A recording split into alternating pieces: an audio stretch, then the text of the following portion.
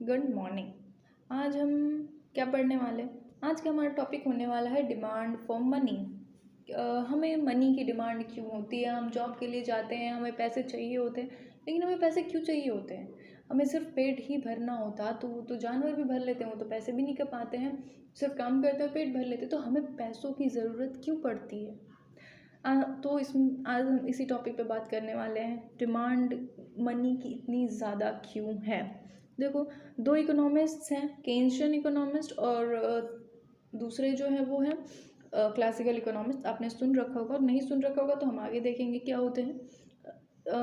तो देखो, दो अलग अलग तरह के दो इकोनॉमिस्ट्स हैं, एक क्लासिकल टाइम के हैं और एक केन्स, ये मॉडर्न इकोनॉमिक्स में भी आ जाते हैं। तो जो हमारे क्लासिकल इकोनॉमिस्ट्स हैं वो कहते हैं कि हमें डिमांड मनी की इसलिए होती है क्योंकि हमें ट्रांजैक्शंस करने होते हैं, transactions day to day life में। और केन्स भी जो है वो भी यही कहते हैं। हम यहाँ पे केन्शियन थ्योरी पढ़ने वाले हैं वैसे भी, ठीक है, लेकिन क्लासिकल इकोनॉमिस्ट जो है वो भी कुछ ना कुछ इस पर कह ही देते हैं, तो हम वो भी देख लेंगे, ठीक है। तो केन्शियन इकोनॉमिक्स में क्या होता है कि डिमांड फॉर मनी, हमें पैसों की ज़रूरत क्यों पड़ती है? हमें पैसों की ज़रूरत इसलिए पड़ती है कि हमें ट्रांजैक्शंस करने होते हैं। अगर हम सुबह बैठे हैं चाय और ब्रेड खाने, और हमारे पास चाय तो है लेकिन ब्रेड नहीं है, तो हम सुबह सुबह उठ के दुकान पे चले जाएंगे, शॉप पे चले जाएंगे, फिर मॉल्स में चले जाएंगे ब्रेड लेके आने के लिए, ठीक है। हम ब्रेड लेके आते हैं तो वहाँ हमने क्या करें? ट्रांजैक्शंस करें, ट्रांजैक्शन करा ना हमने।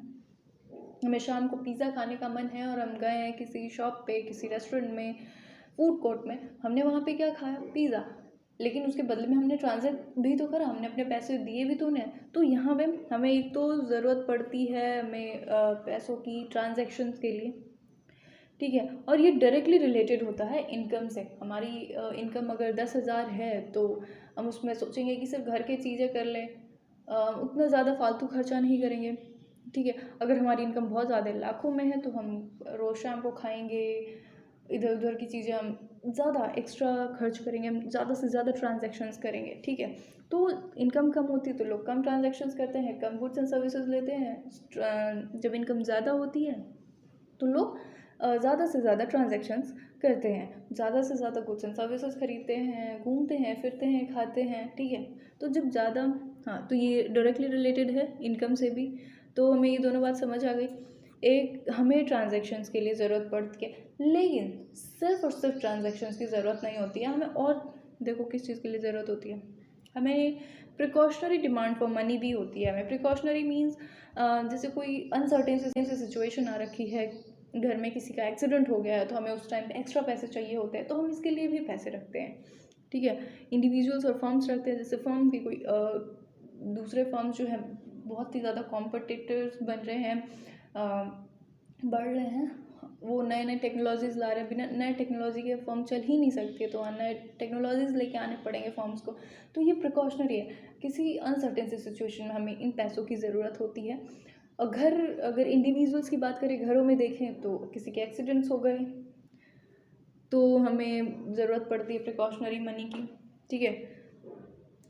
या फिर मान लो कि जॉब चली गई है तो हमें खाने पीने के लिए तो चाहिए ना, तो उस रहने के लिए चाहिए, बिल्स पे करने होंगे, तो उस सिचुएशन में हमें प्रिकॉशनरी मनी की ज़रूरत होती है। तो दूसरा हुआ प्रिकॉशनरी डिमांड फॉर मनी। तीसरा एक और होता है, हाँ देखो, जो ये प्रिकॉशनरी डिमांड फॉर मनी है, हमने जो भी पहले देखा, ये भी डिपेंड करता है इनकम पे, ठीक है। और साथ ही परसेप्शन ऑफ जो पर्सन है, जो इंसान है, वो क्या क्या सोचता है अपने अनसर्टेनिटी के बारे में, तो उस चीज़ पे भी ये चीज़ डिपेंड करती है कि आप कितना प्रिकॉशनरी मनी रख रहे हो, ठीक है। एक तो इनकम, अगर आपकी इनकम ज़्यादा है तो आप ज़्यादा प्रिकॉशनरी मनी रखोगे, आपकी इनकम कम है तो कम रखोगे। और दूसरा, आपका परसेप्शन क्या है, आपकी सोच क्या है अनसर्टेन से सिचुएशन के बारे में। एक्सीडेंट्स आपको लगता है कभी होंगे ही नहीं तो आप पैसे नहीं रखोगे, ठीक है। लेकिन अनसर्टेन से सिचुएशन आ जाती है, लाइफ का कुछ ठीक नहीं है, तो हम प्रिकॉशनरी मनी भी रखते हैं। और ये दो चीज़ों पर डिपेंड करती है, जैसे कि हमने अभी देखा। तीसरी जो चीज़ है हमने तीसरा डिमांड, हमारे पास जो इनकम आ रही है तो उसका क्या यूज़ है? Speculative demand for money. हम इससे फाइनेंशियल एसेट्स खरीदते हैं जिससे कि हमें इंटरेस्ट रेट मिल जाए, और ये इन्वर्सली प्रोपोर्शनल होता है इंटरेस्ट रेट का। अगर हमें किसी फाइनेंशियल एसेट पे बहुत ज़्यादा इंटरेस्ट रेट मिल रहा है तो हम ज़्यादा से ज़्यादा उसको इन्वेस्ट करेंगे। हमें उस पर बिल्कुल इंटरेस्ट रेट नहीं मिल रहा है या फिर कम मिल रहा है, ज़ीरो इंटरेस्ट रेट मिल रहा है, तो हम उसे अपने पास रखना चाहेंगे। ठीक है, हम उसका वो यूज़ नहीं करेंगे, एज अ कैश ही हम रखेंगे।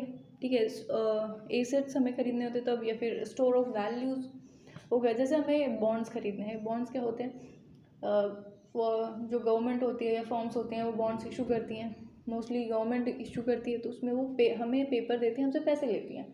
ठीक है, और एक पर्टिकुलर टाइम के बाद, एक टाइम पीरियड के बाद वो हमें इंटरेस्ट रेट के साथ वो पैसे वापस करती हैं और बॉन्ड का जो पेपर होता है वो ले लेती हैं। तो अगर हमें वहाँ पे इंटरेस्ट रेट कम मिल रहा है तो हम वहाँ पे पैसे इन्वेस्ट नहीं करेंगे, हम उसे अपने पास रख लेंगे।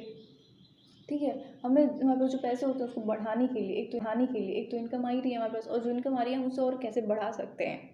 ठीक है, तो एसेट्स वगैरह ले करके, ये अभी हमने देखा कि कैसे ये इंटरेस्ट रेट के ऑपोजिट होता है, इन्वर्स होता है। तो ये 3 डिमांड्स फॉर मनी हैं, और ये केन्शियन इकोनॉमिक्स में आती है। केन्स ने इस थ्योरी को दिया था अपने बुक में 1936 में, जो उनकी बुक आई थी theory of employment, interest and money, उसमें उन्होंने the general theory of employment, interest and money उनकी बुक का नाम था, उसमें इन्होंने ये सारी बातें बताई थी, कही थी। ठीक है, हम ये जो हमने स्टार्टिंग में 2 पढ़े हैं ना, प्रिकॉशनरी डिमांड फॉर मनी और दूसरा ट्रांजैक्शन डिमांड फॉर मनी, ये दोनों इनकम पे डिपेंड करते हैं, इसलिए काफ़ी जगह पे से 2 ही चीज़ें दी होती है, ट्रांजैक्शन डिमांड फॉर मनी और speculative demand for money. Precautionary वाले को नहीं दिया जाता है, जैसे कि क्लास 12th में सिर्फ प्रिकॉशनरी मनी और ट्रांजैक्शन डिमांड फॉर मनी दोनों को कंबाइन कर दिया गया है, और वहाँ पे सिर्फ 2 ही चीज़ें दी गई हैं, ट्रांजैक्शन डिमांड फॉर मनी और स्पेकुलेटिव डिमांड फॉर मनी। तो इससे कंफ्यूज नहीं होना है, ठीक है, कुछ गलत नहीं पढ़ाया गया यहाँ पे आपको। So thank you for watching the video. अगर आपको अच्छी लगी और चीज़ें समझ आई तो लाइक और सब्सक्राइब भी करें, ताकि हम और अच्छी अच्छी वीडियोस बनाएं और अच्छे तरीके से वीडियोस बनाएं। तो thank you, have a nice day, bye.